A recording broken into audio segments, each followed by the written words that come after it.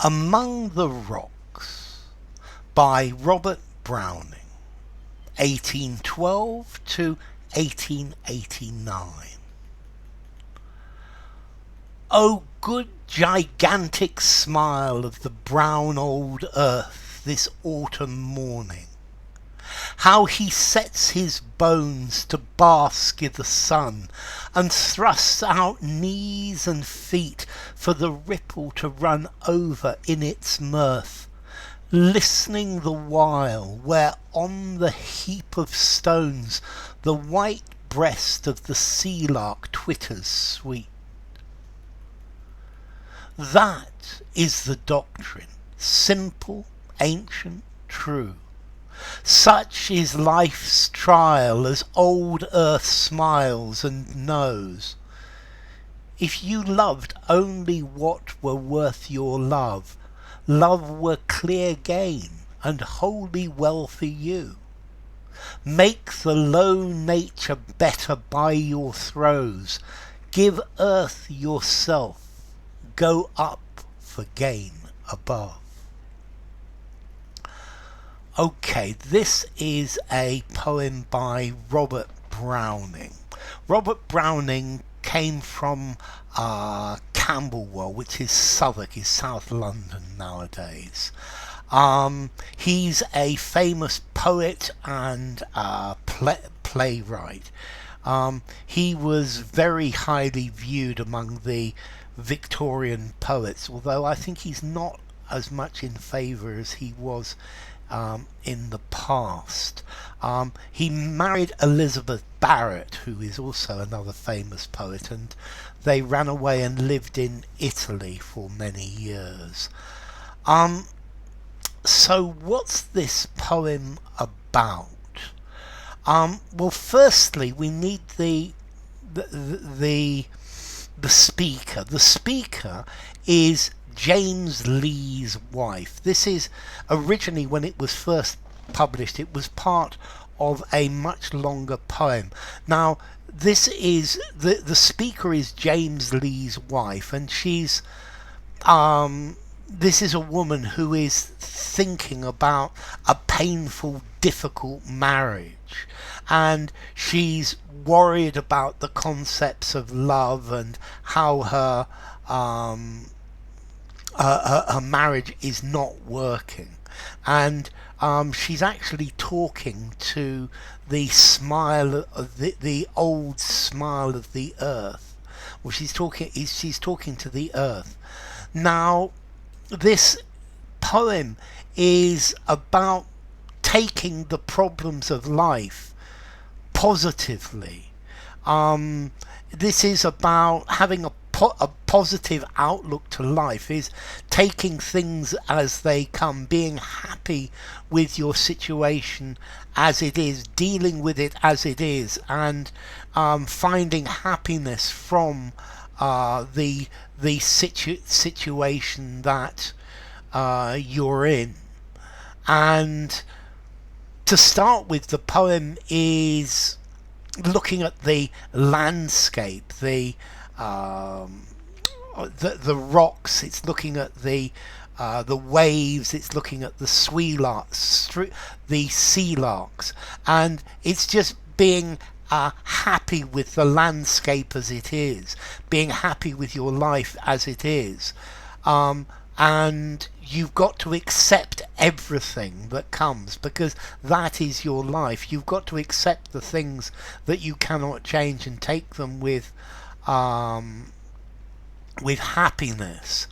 And she comes to the conclusion that she should try and make her life better, and that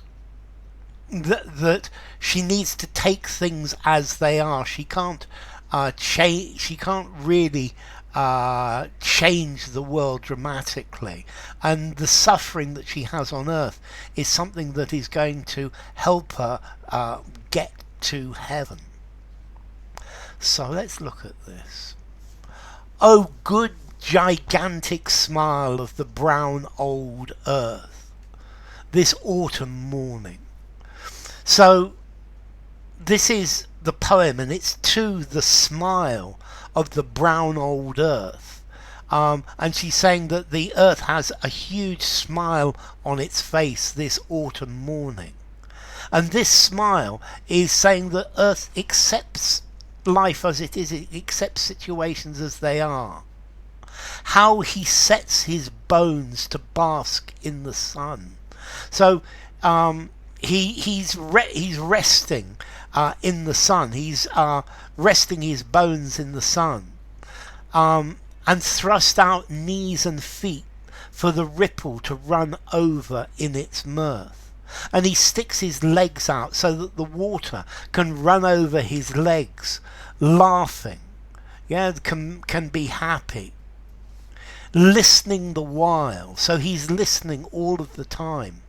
Where on the heap of stones, there's a pile of stones, the white breast of the sea lark twitters, sweet. So this is the good earth, and the good earth is just accepting life as it is. It's smiling on this autumn morning. It's letting the water run over it. It's listening to the birds. That is the doctrine, simple, ancient, true. And this is the old wisdom, the way to see things. You just accept things as you accept and are happy with life as it is.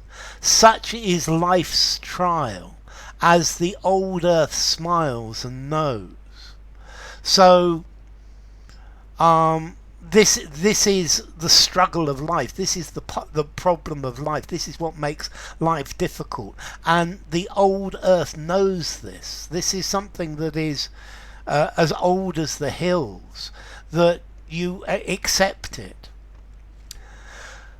And then she changes and she starts to think about her own life. So she's been looking at the world and saying nature is happy as it is. If you loved only what were worth your love, love were clear gain and wholly well for you. So if you only loved the things that were worth your love, then love would be good for you. It would be a really good thing for you. But unfortunately, love doesn't work like that. And you don't just love things that are worth your love. There are things that are not worth your love, but but you love them. Make the low nature better by your throes. So if you love something that really doesn't deserve your love, then make it better. Make the situation better, or make the person that you love better through your pain. Yeah, make this imperfection better as a result of your pain. Give earth yourself, go up for gain above. Give yourself to the world, and this is like the beginning. Let the world be as it is, accept the world as it is, and look for your reward in heaven. Look to heaven for being good, for being a good person.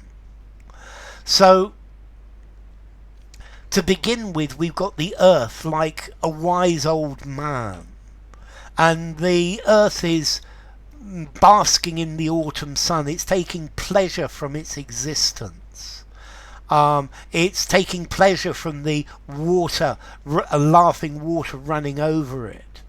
And this is taking pleasure from the problems of life.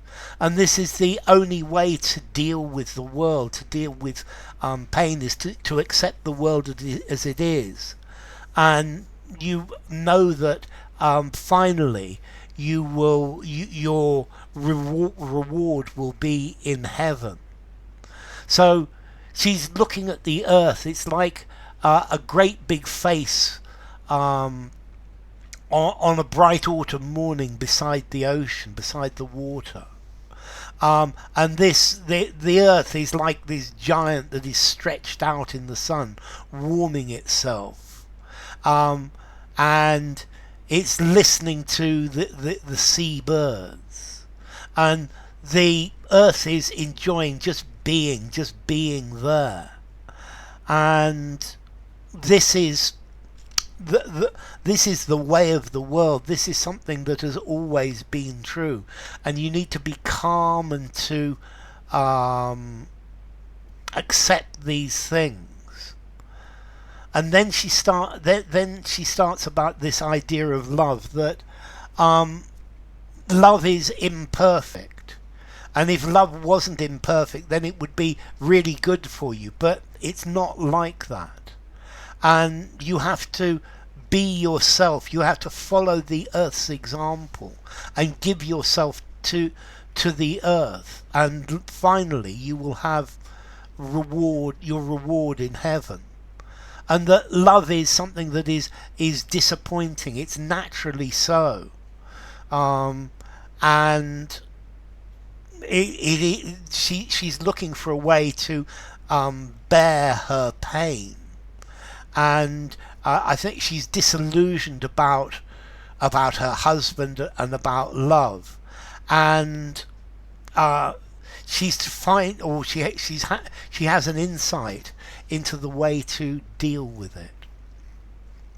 So, Among the Rocks by Robert Browning.